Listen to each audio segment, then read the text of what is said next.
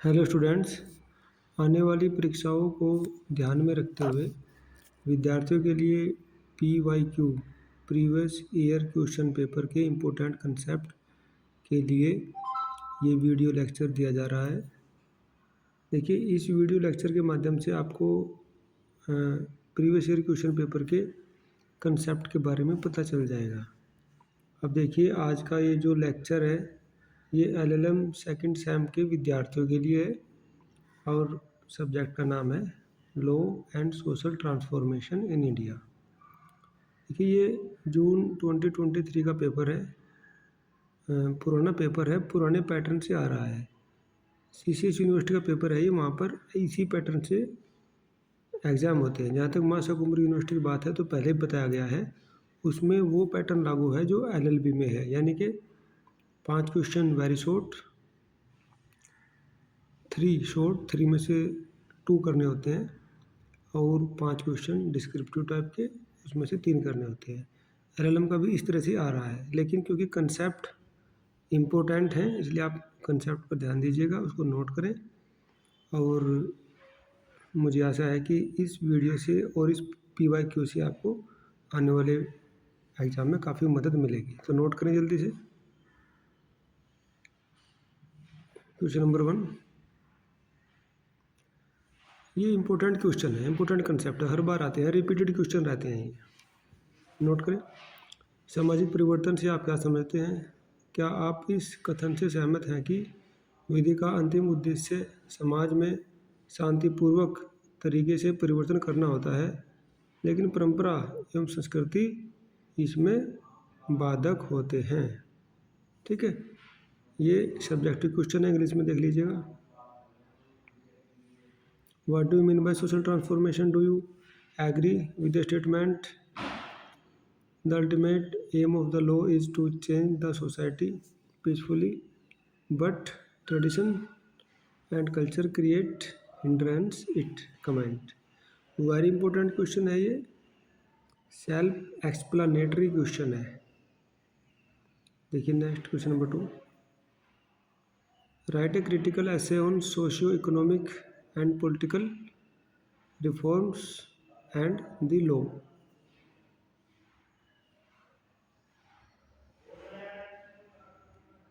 Question number 3,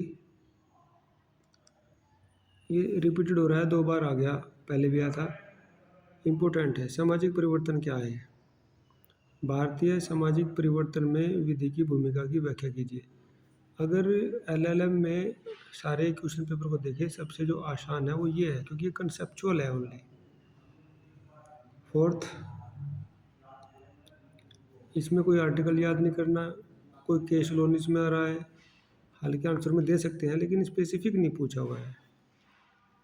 how for the social morality is relevance to maintain the legal order in India, discuss critically the Hart and Fuller controversy in relation to law and morality. Law and morality के ऊपर HLA heart और Fuller, ये दोनों jurist के ऊपर बहुत ही अच्छी debate होती है, तो हार्ट एंड फुलर की डिबेट को हर विद्यार्थी को याद करनी है। क्वेश्चन नंबर 5,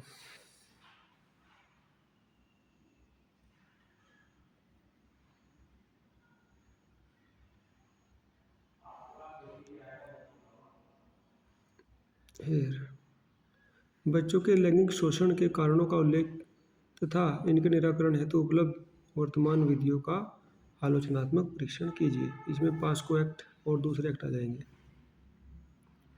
6 पे देखिए, explain the term democratic state and theocratic state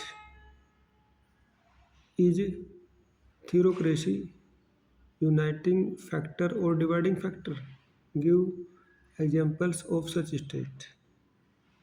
ठीक है, लोकतांत्रिक और धर्मतांत्रिक राज्य की व्याख्या कीजिए।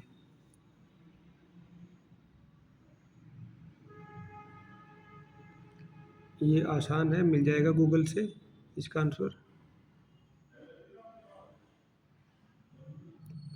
9 पे देखिए, भारतीय विधिक व्यवस्था प्राथमिक रूप से विरोधी व्यवस्था है।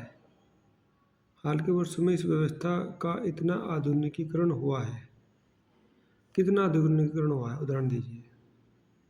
ये ना रिफॉर्म्स इन जुडिशरी के ऊपर है, ठीक है। Reforms in judiciary and modernisation, question number 9।